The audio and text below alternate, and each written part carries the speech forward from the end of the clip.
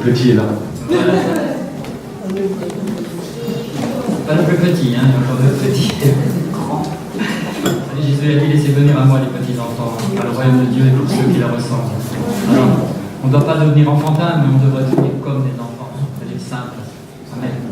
Alors voilà, tout à l'heure, lorsqu'on l'a baptisé, j'ai vraiment eu une image que Dieu avait préparé un chemin d'avance pour Elohim.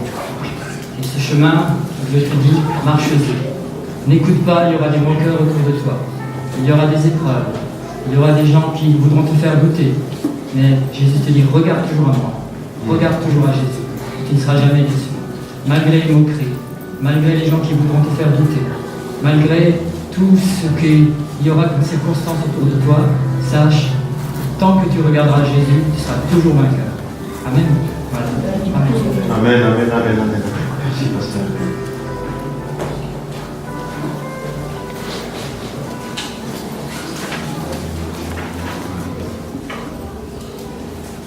Actes chapitre 3.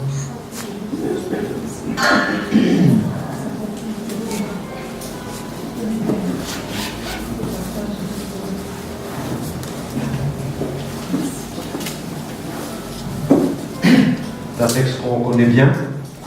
Et voilà, je voudrais aller sur un domaine un peu particulier.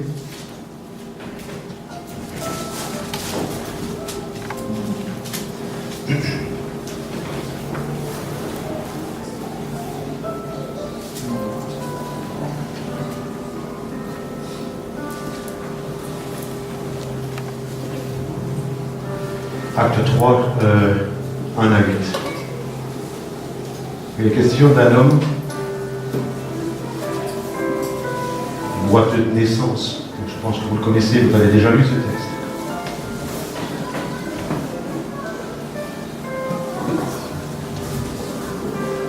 Pierre et Jean montaient ensemble au temple à l'heure de la prière, et c'était la 9e heure, donc 9 et 6, 15, il était 15 heures de l'après-midi. Et on va laisser ce verset-là. Il y avait un homme boiteux de naissance qu'on portait, qu'on plaçait tous les jours à la porte, appelé la bête, pour qu'il demande à l'aumône à ceux qui entraient dans le temple. Donc on plaçait un homme à côté d'un temple, de Dieu, à côté de l'église, on peut vous dire. C'est comme si on plaçait quelqu'un à côté là-bas, un boiteux de naissance. Alors je vais essayer de raconter un peu l'histoire de cet homme, et peut-être ça va vous interpeller, essayer de comprendre les choses. Ce sont des choses spirituelles, ce sont des choses un peu particulières.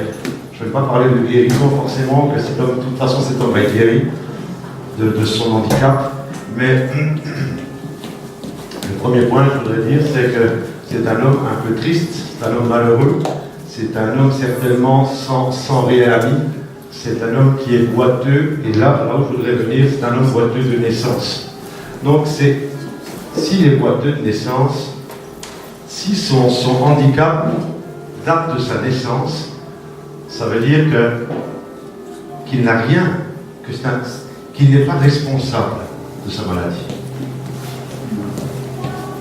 Il n'est pas responsable des fois, nous, on a des maladies, on a des problèmes, on traverse et on se dit c'est de ma faute. Non, des fois, comprenez bien les choses. C'est un homme qui est boiteux de naissance. Donc, au moment même où il est né, il est né avec la maladie. Il est né avec un problème. Et je vous dis que des fois sur la terre, nous-mêmes, nous naissons avec des problèmes.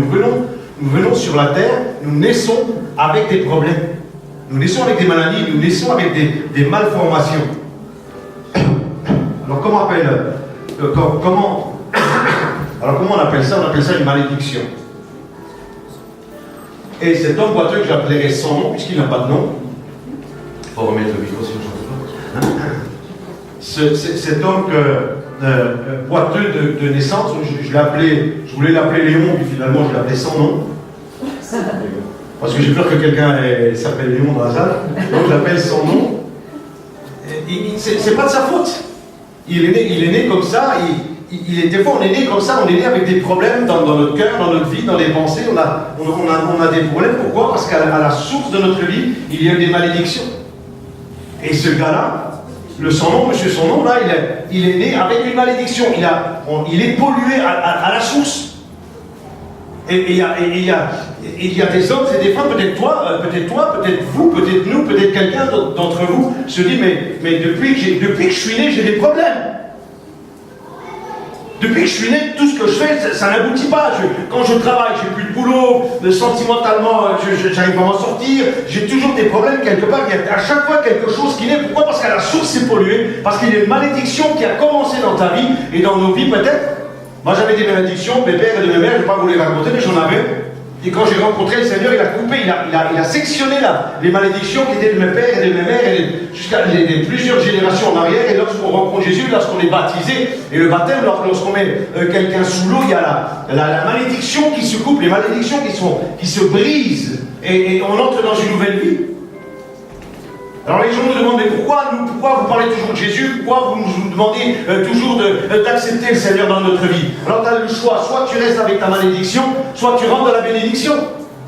On force personne à devenir chrétien. Mais nous, ce que nous savons, moi, ce que je sais de la parole de Dieu, c'est que lorsqu'on a Christ dans notre vie, lorsque Jésus est dans ma vie, lorsque Jésus est dans notre vie, alors il y a la malédiction qui est coupée. Et cet homme-là, pendant des années, il a traîné sa malédiction. Il fallait tous les jours le porter. C'est un homme qui ne pouvait pas marcher, il ne pouvait pas marcher, il fallait toujours le porter. Et son seul moyen, la seule chose qu'il avait dans sa tête, c'est comment je vais manger aujourd'hui. Comment je vais gagner mon argent aujourd'hui. Alors il fallait le porter, il fallait le placer, il fallait l'amener là où il y avait l'église. Parce que là, il y avait certains chrétiens qui allaient, et puis quand ils voyaient ce malade-là, ce pauvre sans nom, monsieur sans nom était là, on dit, vous allez au monde. Mais Dieu lui avait donné un rendez-vous. Et Dieu a un programme. Dieu avait un programme. Un programme très précis pour monsieur sans nom. Il se promenait, il vivait, il marchait, il respirait avec une ou plusieurs malédictions. Impossible de marcher. Ce sont ces gens, ce sont ces amis, ce sont ces copains que je rencontre, que ce soit à droite ou à gauche, tout ce qui commence à s'effondrer, on a beau leur dire, tu es sous des malédictions peut-être. Il suffit que derrière toi, il y ait eu un père, une mère qui ait pratiqué de la sorcellerie ou de la magie, ou qui ait tué quelqu'un, ou qui ait fait de graves péchés. Alors ça se culbute les uns sur les autres et ça arrive sur toi. Et toi, quand tu nais mal formé. C'est un boiteux, on peut être boiteux spirituellement, on peut être boiteux physiquement, on peut être boiteux sentimentalement, on peut être boiteux professionnellement. Professionnellement, il y en a qui tiennent pas leur travail. J'ai des copains qui tiennent pas leur travail. Au bout de 6 mois, ils pètent les plombs dans la boîte parce qu'ils ne supportent pas. Parce qu'il y a des malédictions, ils sont collés, ils sont pollués. Et peut-être que toi, tu es pollué ce matin. Peut-être que ta vie est polluée, tu te dis, mais punaise, c'est pas possible, tout ce que je commence depuis 20 ans, je n'arrive pas. Mon compte est toujours dans le rouge, je suis toujours à découvert. Je travaille, j'essaie de faire, je pêche le moins possible, j'essaie de rester sage, je ne dépense pas. Et finalement, quand tu fais ton compte, tu es quand même dans le rouge. Pourquoi? Parce qu'il y a des malédictions financières qui sont derrière peut-être ton père, ton grand-père ou ton arrière-grand-père a joué. Il a simplement joué, c'était peut-être un joueur de cartes, où il a tout dépensé, où il a un esprit d'argent, un esprit de mort, une puissance démoniaque. Et elle va sur toi, et tout ce que tu vas faire, toi, tant que cette malédiction n'est pas coupée, essaye d'avoir de l'argent. Essaye d'avoir de l'argent avec une malédiction. Personne sur la terre ne peut avoir de l'argent avec une malédiction qui le suit.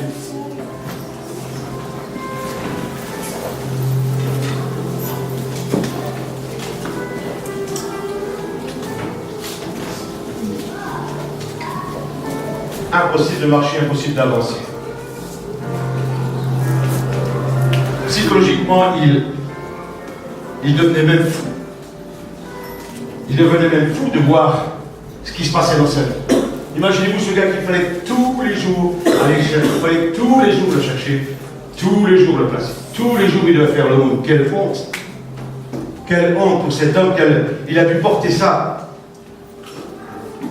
Et ce qui est merveilleux, c'est que Dieu a un programme de bénédiction. On peut sortir de cette malédiction. On peut sortir de la bénédiction et entrer dans la bénédiction. Boiteux de naissance. Peut-être que tu boites depuis ta naissance. Pose-toi la question, est-ce que tu es pollué ou pas? Je sais que ce sont des mots durs, mais juste te pose la question. Ne regarde pas Jean-Mich qui prêche, mais est-ce que tu es pollué? Est-ce qu'il y a une pollution dans ta vie spirituelle, mentale, psychologique, financière, sentimentale, professionnelle? Est-ce qu'il y a quelque chose qui pollue, quelque chose qui ne va pas? Est-ce que tu n'arrives pas à t'en sortir? Tout ce que tu fais échoue. Quand tu marches, tu tombes. Parce que tu es boiteux de naissance. Tout ce que tu fais, tu voudrais aimer, tu n'arrives pas. Tu voudrais avoir un ami, tu te dis, ah voilà, ça y est, super, j'ai un ami. Et au bout de 3 semaines, le gars dit, mais dégage, je veux pas de toi. Échec, échec, échec, échec. Et d'échec en échec, tu deviens une épave sur la terre. Bien sûr, tu ne le montres pas. C'est rare que les gens, peut-être nous les pasteurs, on en sait un peu plus sur certains, mais parce qu'ils viennent nous confier des choses. Mais est-ce que tu camoufles à l'intérieur de toi un handicap? Est-ce qu'il y a un handicap à l'intérieur de toi, dans ton cœur, dans ta vie, dans ton corps, que tu camoufles depuis toujours et tu dis, si jamais je leur dis ça, ils vont me dire que je suis un... Vous avez des gens qui font des cauchemars toute leur vie, cauchemars, ils dorment, ils font des cauchemars. Il y a toutes sortes d'handicaps dans une vie qu'on va avoir. Parce que ça vient généralement des malédictions. Pose-toi la question, est-ce que je suis pollué? Je mets l'accent là-dessus. C'est une de mes questions du prêche de ce matin. Est-ce que ta vie est polluée? Et si oui, comment tu vas faire pour sortir de là? Il n'y a qu'une seule solution. Ça n'est pas le pendule. Ça n'est pas la magie blanche. Ça n'est pas la magie noire. Ça n'est pas une religion. Ça n'est pas du vaudou. Ça ne sont pas des tirages de cartes. Ça n'est pas d'aller voir des marabouts. Tout ça ne va pas te sortir de ta malédiction. Toutes ces choses-là ne sortent pas de la malédiction. Ça fait grandir ta malédiction. Des amis qui téléphonent très souvent à des voyantes. Toutes les semaines, le gars me dit, moi j'appelle ma voyante. Est-ce que ça va? Non. Ça fait 10 ans qu'il appelle sa voyante, il a dépensé plusieurs milliers d'euros. Il a vraiment plusieurs milliers d'euros, et ça va toujours pas. Je lui dis, t'as pas compris. Donc toutes les semaines, tu téléphones, tu donnes l'argent à une voyante, tu donnes des milliers d'euros, alors que c'est gratuit, alors que le salut est gratuit, alors que la malédiction, on peut la couper. Tu viens à l'église avec le pasteur, on détruit toute force ou forme et plus puissance de malédiction. Tu laisses Jésus entrer dans ta vie, tu laisses le Seigneur rentrer dans ta vie, et tu as une nouvelle vie. Non, je ne veux pas ça, je préfère téléphoner à ma voyante. Bon.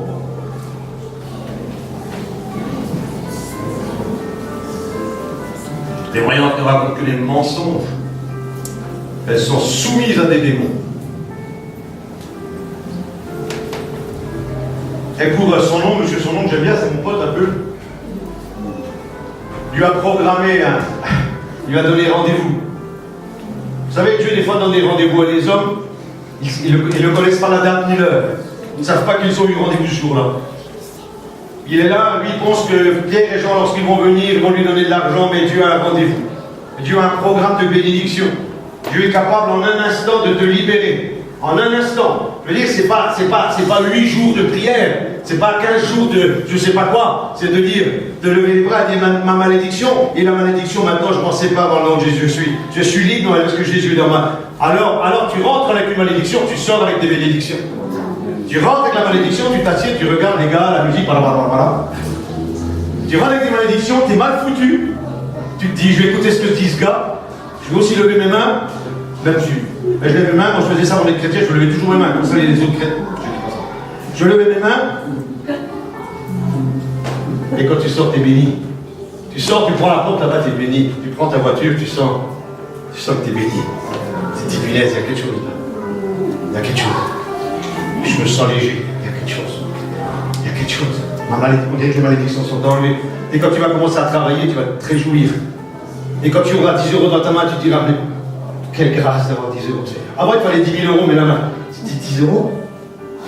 Qu'est-ce que c'est merveilleux d'avoir 10 euros, Seigneur. C'est ça la bénédiction. Si tu te réjouis de ce que tu as. Tu te réjouis de ce que tu as. Tu es passé de la malédiction à la bénédiction. La bénédiction. La malédiction, c'est le diable. La bénédiction, c'est Jésus-Christ. Quand tu as compris ça dans ta vie, quand quelqu'un a compris ça dans sa vie, c'est une nouvelle personne. Il a tout compris. Toute la vie est comprise là-dedans. Le diable, c'est la malédiction. Jésus-Christ, c'est la bénédiction. Mais c'est un choix. Ça reste un choix. Personne n'est obligé de se convertir, personne n'est obligé d'agir. Tu peux garder tes malédictions toute ta vie. Moi, je t'aimerai toute ma vie. Parce que nous, les chrétiens, nous aimons tout le monde. Certains chrétiens.